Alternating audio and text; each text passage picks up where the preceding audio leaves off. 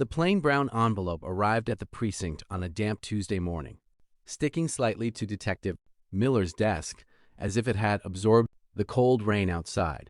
There was no return address, no stamp, and no name, just Detective Miller scrawled across the front in thick black permanent marker. Inside sat a single unlabeled cassette tape. In an era where digital files and cloud drives dominated evidence lockers, the physical weight of that plastic cassette felt strangely deliberate, almost intimate. Miller, coffee mug in hand, reached into his desk drawer, pulled out an old desktop tape player, and pressed the cassette into the slot. The machine gave a metallic click, followed by the faint, rhythmic hiss of magnetic tape spooling through the mechanism. Then a voice began to speak. It was raspy, slow, and eerily calm, carrying the deliberate cadence of someone reading a story they had practiced 1,000 times. "I've killed 7 people. Detective," the voice said, the words falling heavily into the quiet room. "But don't bother looking for their bodies in the woods, or submerged under the silt of the riverbed. You won't find them out there in the cold. You'll only find them if you listen closely." Miller leaned forward, his elbows resting on the cluttered mahogany surface of his desk. His initial thought was to write it off as another prank. The department received dozens of strange calls and letters every month from crackpots seeking attention or bored teenagers playing tricks. But as the tape progressed, the tone of the speaker shifted from cold declaration to a horrifying level of precision that made the hair on the back of Miller's neck stand up. The speaker wasn't rambling. He was recounting details that had never been released to the press. He spoke about a woman named Clara, who had disappeared 4 months prior from a quiet suburban street 3 miles away. The killer began to describe the mechanics of her last moments in graphic, unhurried detail. He spoke of the precise pitch of her voice as she tried to negotiate for her life, the exact pattern of the bruises on her wrists, the sound of splintering bone when her resistance failed, and the slow, ragged fade of her gasping breaths into absolute silence. Every detail aligned perfectly with the sealed, confidential physical evidence files sitting in the steel cabinets, just 50 feet from where Miller sat. Miller's skin crawled, a deep, primal panic setting in as he realized he was listening to the authentic audio signature of an active predator. But as horrifying as the murder description was, a different element of the audio began to pull Miller's attention away from the speaker's words. Underneath the raspy voice, buried deep within the low-frequency hum of the recording, was a distinct background noise. It was a rhythmic, mechanical sound, a sharp, double-clack ticking. It was not the uniform tick-tock of a standard household clock or the digital beep of a modern timer.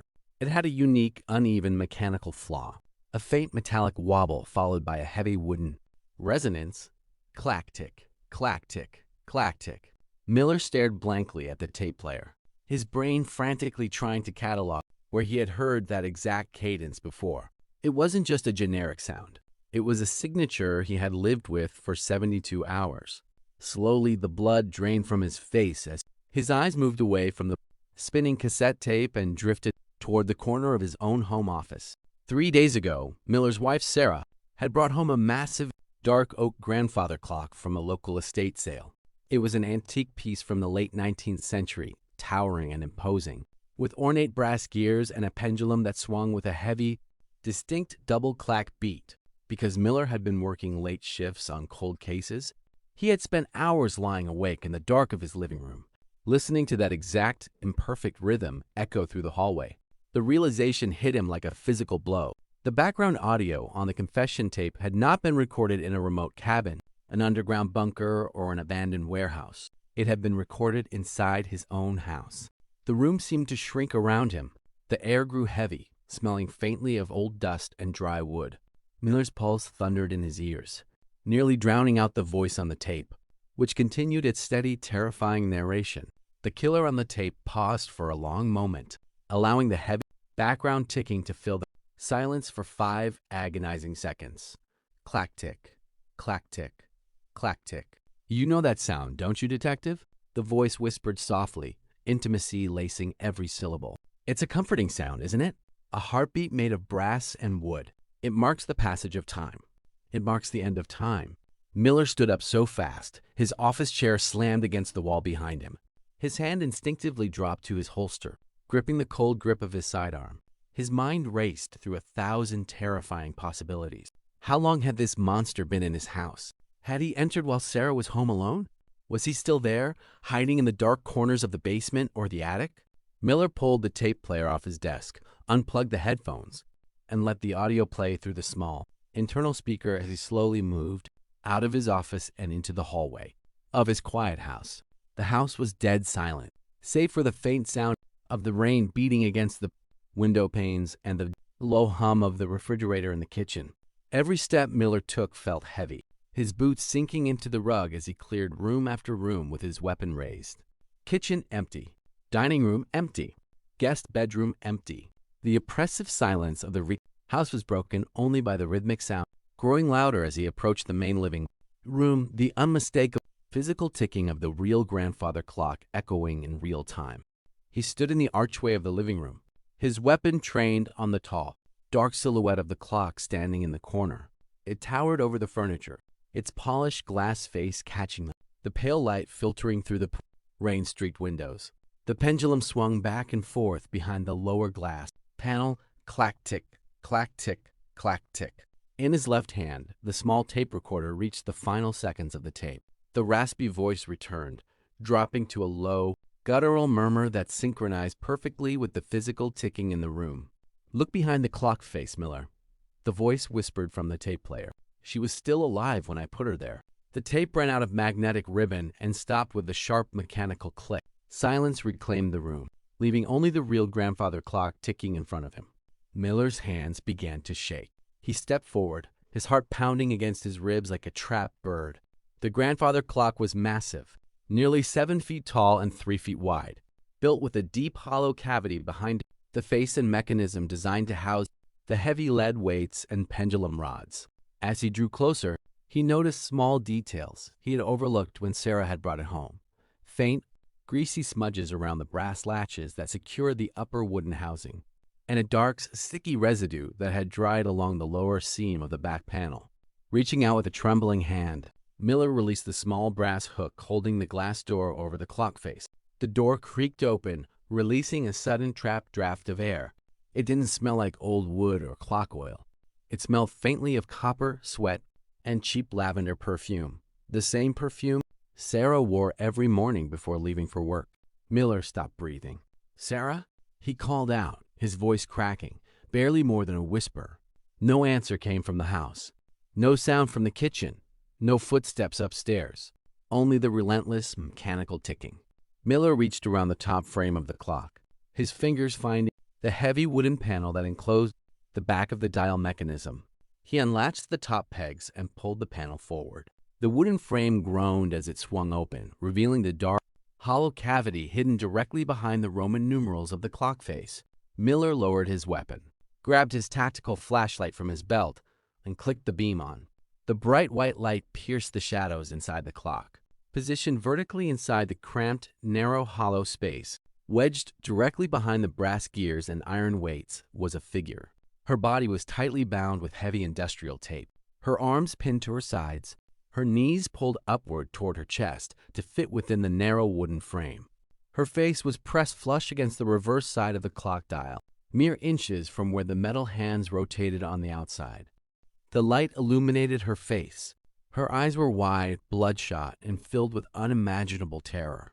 A thick layer of duct tape covered her mouth, but her chest was moving in short, shallow, desperate hitches. She was staring directly into the light, directly at him. Her breathing was faint, rasping softly through her nose with every mechanical swing of the pendulum. Beside her cheek, pinned to the interior wooden wall with a single steel needle, was a small handwritten note facing outward toward Miller. Written in the same dark, permanent marker as the envelope on his desk were 5 simple words. "Now listen to her die." Before Miller could reach inside to tear the panel away, a sudden, heavy floorboard creaked directly behind him in the dark hallway. Miller spun around, raising his flashlight, but a shadow moved faster. A cold, heavy object struck the side of his head with sickening force, sending him crashing to the floor. As his vision blurred and blackness pulled him under, the last thing Miller heard was the slow, deliberate step of heavy boots walking toward the clock, accompanied by the endless, double-clack rhythm of the pendulum above him. St. Jude's Asylum for the criminally insane sat isolated on a barren cliff, overlooking the churning black waters of the North Sea. Wrapped in a perpetual mantle of frigid coastal fog, Dr. Evelyn Vance had worked the graveyard shift in the high-security ward for 3 years, a place where the concrete walls absorbed the muffled screams of society's most broken minds, until the silence itself felt heavy and unnatural. Among all the heavy steel doors lining the dim, fluorescent-lit corridors of the facility, one room inspired a unique breed of quiet terror among the night staff. Room 404.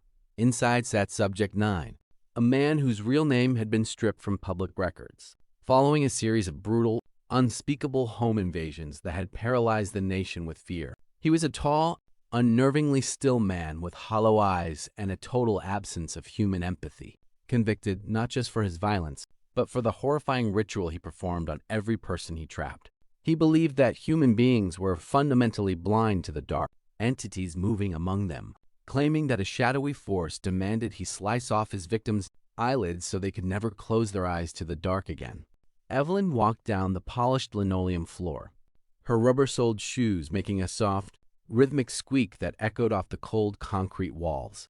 The air smelled of harsh industrial floor cleaner, stale sweat, and damp stone. It was precisely 3 o'clock in the morning, the hour when the quietest part of the night turned oppressive, and the facility felt entirely removed from the living world outside. She adjusted her clipboard, checking her route toward the control hub at the end of West Wing B. Suddenly, without warning, the steady hum of the building's ventilation system died. The bright white fluorescent tubes overhead flickered wildly once, twice, and then went completely dark with a sharp electrical pop. Darkness swallowed the hallway instantly, thick and suffocating, plunging the corridor into an icy, pitch-black void. Emergency generators were supposed to kick in within 3 seconds, but the building remained dead silent. Evelyn stood frozen in the middle of the hall, her breath catching in her throat, listening as the faint emergency power relays clicked uselessly inside the breaker panels down the hall. Reaching down to her utility belt with a trembling hand, Evelyn unclipped her heavy metallic flashlight and thumbed the switch. A sharp, narrow beam of bright white light pierced through the darkness, illuminating the tiny dust motes floating in the freezing air. She swept the light down the long, empty corridor, watching the beam bounce off row after room door until it settled on the heavy, reinforced steel threshold at the far end. Room 404. Snout dropped as she noticed the small, circular glass observation window on the door of room 404 was shattered from the inside out, tiny fragments of safety glass glittering like crushed diamonds across the floor. Evelyn's heart began to hammer violently against her ribs, her pulse racing so fast it produced a deafening hum in her ears. She knew the protocol was to immediately retreat to the central security hub and sound the manual air horn, but her feet seemed rooted to the freezing floor. Slowly drawn by a mixture of terrifying professional obligation and sheer instinct, she stepped over the scattered glass and approached the heavy steel door. She raised the flashlight beam and aimed it straight through the empty, shattered frame of the observation window into the interior of room 404. The light swept across the tiny, padded room, passing over the stark white walls, the bolted-down plastic toilet, and the low metal frame of the bed. Her blood ran ice cold. The room was completely empty. In the center of the floor lay the heavy leather restraint jacket, designed to immobilize 3 grown men, torn entirely into long, ragged ribbons. The heavy steel buckles were bent open as if the metal had softened like hot wax. There was no sign of struggle, no blood, and no indication of how a human being could have sheared through industrial leather with bare hands. Evelyn backed away from the door, her boots crunching sharply against the broken glass beneath her feet, her mind screaming at her to turn and run toward the heavy fire exit doors at the end of the hall. She spun around on her heel, aiming the flashlight beam toward the long path back to the nurse's station, intending to sprint as fast as her legs could carry her. But before her foot could hit the ground for her first stride, she stopped dead in her tracks. The air directly behind her grew instantly colder, dropping several degrees in a fraction of a second, carrying the unmistakable foul smell of wet rust, copper, and old damp cloth. A low, wet, agonizingly heavy breath brushed directly against the exposed skin on the back of her neck, so close she could feel the faint, damp warmth of it against her chilling skin. Her muscles seized in sheer paralyzed terror, leaving her unable to scream, unable to run, and unable to turn around. Then, out of the darkness behind her head, a voice whispered directly into her right ear. It was raspy, dry, and carried an eerie, rhythmic lilt, dropping into a tone that was terrifyingly intimate and entirely devoid of sanity. "I found a new way to make sure they can't blink," the voice murmured. The words dragged out slowly, vibrating right against her jawline. Evelyn felt the impossibly cold edge of a flat, razor-sharp steel blade lightly touch the delicate skin at the very outer corner of her right eye. The pressure was microscopic, just enough to let her feel the cold, lethal edge resting against her flesh, threatening to slice deep with the slightest twitch of her muscles. Tears of pure horror welled in her eyes, spilling over the cold metal blade and dripping down her pale cheek. She knew that if she blinked, if her eyelid fluttered even for a millisecond, the blade would cut. "Don't close them," the whisper continued, hovering right beside her ear, smelling of rot and stale copper. "If you close them, the shadows come inside. You have to keep them wide open, Evelyn, just like I do." Her mind raced frantically, searching for any way out, any weapon, any distractor, but her body refused to obey her instincts. She was pinned in place by the absolute certainty that any movement would result in permanent, agonizing mutilation. She held her gaze locked straight ahead into the darkness of the hallway, her right eye wide, dry, and burning painfully as the cold air rushed across her unsheltered eyeball. Her hands trembled so violently that the flashlight in her grip began to shake, its bright white beam dancing wildly across the dark concrete walls in front of her. As the shaking grew worse, the beam of the flashlight dropped downward, reflecting off the dark, polished surface of the shattered glass panel in the door of room 404. Directly in front of her, in the dark, mirror-like reflection of that glass, Evelyn could see the shadowy corridor behind her illuminated by the stray light. Standing directly behind her shoulder was Subject 9. He was towering, his face pale and drawn, his skin stretched impossibly tight over his facial bones. But what made Evelyn's soul shatter with horror was his face. His eyelids were entirely gone, removed long ago, leaving two huge, unblinking, bloodshot spheres staring wildly out of his skull, glistening in the dark. He wasn't wearing his hospital uniform. His bare chest was covered in self-inflicted scratches that formed chaotic, jagged geometric symbols. In his right hand, raised right beside her temple, he wasn't holding a simple scalpel or pocket knife. He was holding a massive pair of ancient, heavy steel tailor shears, their long, thick blades open wide in a sharp V shape, perfectly framing her eye. The rusted steel of the pivot screw was visible in the reflection, glinting under the stray light. "Look at the dark with me," he whispered again, his chest barely moving as he spoke, his unblinking eyes reflected directly behind her own wide, terror-stricken face. "It's so much bigger when you can't look away." Evelyn felt the heavy iron handle of the shears begin to squeeze together, the cold metal blades beginning their slow, mechanical slide toward each other right against the corner of her eye. The sharp metallic edge scraping lightly against her skin as the silence of the abandoned hallway was broken only by the sound of her own frantic, ragged gasps for air. Clara sat alone in her high-rise apartment on the 24th floor, surrounded by the cool blue glow of 3 oversized computer monitors. The city below was shrouded in a heavy midnight rain, the soft patter of droplets against her reinforced double-paned glass windows, acting as a steady, rhythmic backdrop to her work. Clara was a prominent true crime podcaster who had built an audience of millions by systematically unraveling cold cases that the police had long given up on. Her obsession was meticulous, almost surgical. She spent hundreds of hours cross-referencing public records, police transcripts, audio logs, and street camera footage to piece together murder mysteries from the comfort and isolation of her modern sanctuary. Tonight, her entire focus was consumed by a murderer known in the darker corners of internet forums as the Mirror Killer. He was a phantom of an offender who terrorized 3 major cities over the past 2 years, leaving behind no physical evidence, no fingerprints, no forced entry signs, and no DNA traces. His only signature was a small, exquisitely polished, silver pocket mirror left resting on the center of each victim's chest, reflecting their dead, unseeing eyes back at the ceiling. As Clara edited the audio track for her upcoming investigation episode, her mechanical keyboard clicked rapidly under her fingertips. She adjusted her heavy studio headphones, fine-tuning the pitch of her own voice as she narrated the gruesome details of the killer's third official victim, a young graphic designer who had been found dead in her locked suburban townhouse 4 months earlier. The police report had concluded that the attacker broke through a sliding glass patio door in the backyard, but Clara's instinct told her something about that official narrative was fundamentally wrong. She took a sip of her lukewarm black coffee, her eyes scanning through a dense wall of text on her secondary monitor. Suddenly, a sharp, high-pitched chime echoed through her noise-canceling headphones, indicating an incoming direct message on her secure, encrypted podcast chat client. She paused her audio editing timeline and brought the chat window to the main display screen. The incoming message came from an account with no profile picture, no account history, and an ominous, newly generated username, glass_harder. Clara was no stranger to strange messages.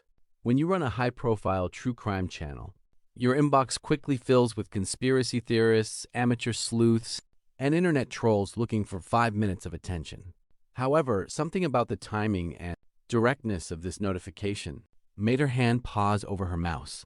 The first message from glass_hard reads simply, "You missed a crucial detail about the third victim." Clara stared at the red text pulsing against the dark gray interface of her chat application.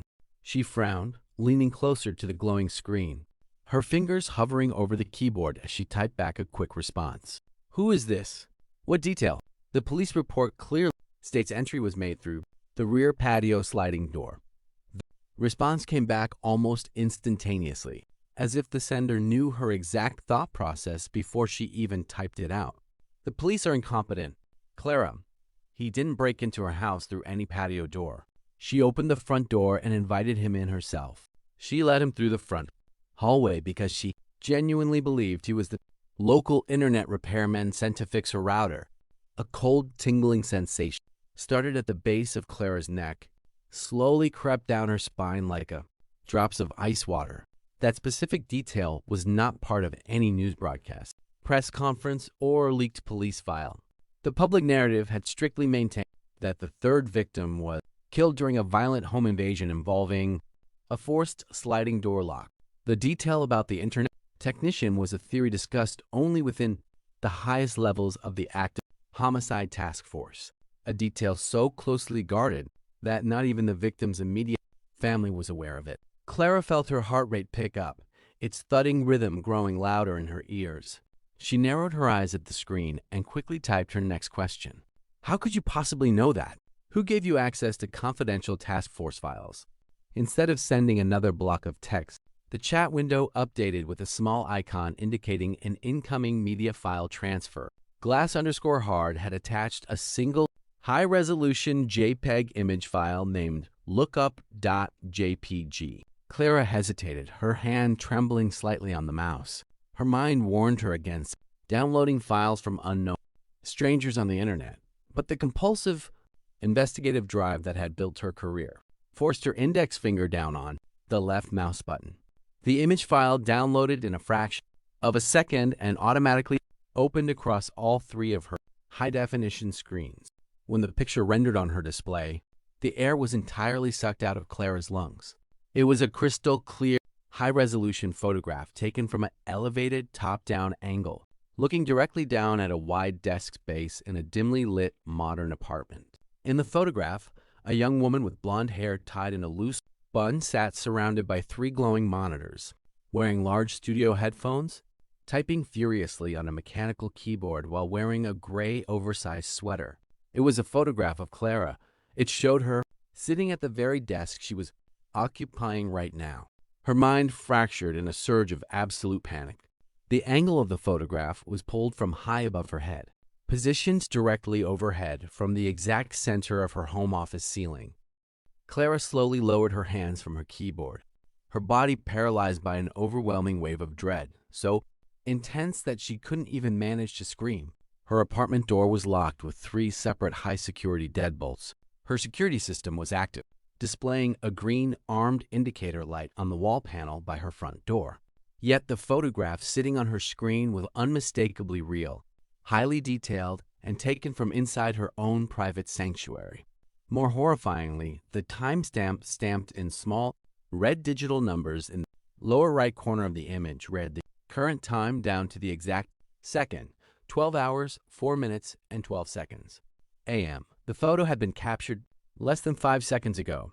A new message popped up in the chat window below the photograph, the digital text appearing with an agonizingly calm speed. You always look so focused when you edit. Clara, it's almost cute how safe you think you are up here on the 24th floor.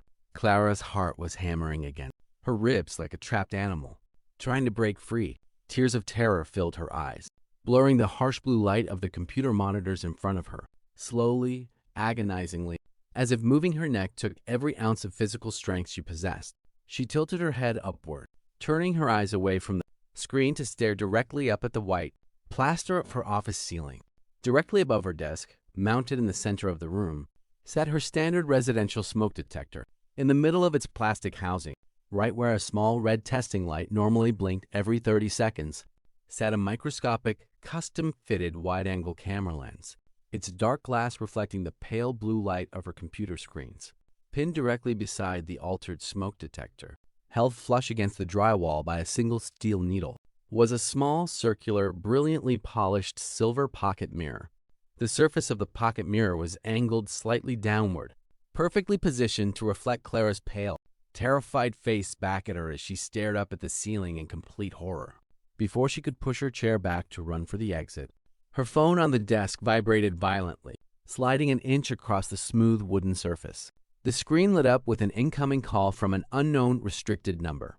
Clara stared at the vibrating phone, her hand shaking so uncontrollably she could barely reach out to touch it. With agonizing slowness, her fingers swiped the green button and lifted the speaker to her ear, unable to speak a single word.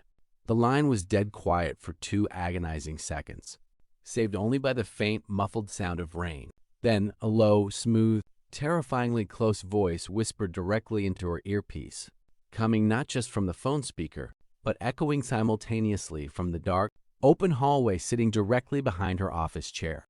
"I told you, Clara. She didn't break in. She just forgot to check if the lock was already turned from the inside." Clara froze, the cold air from her apartment hallway washing over the back of her bare neck as the shadow of a tall figure stepped silently out from the darkness behind her desk, holding a heavy metal object high in the pale light of her computer screens.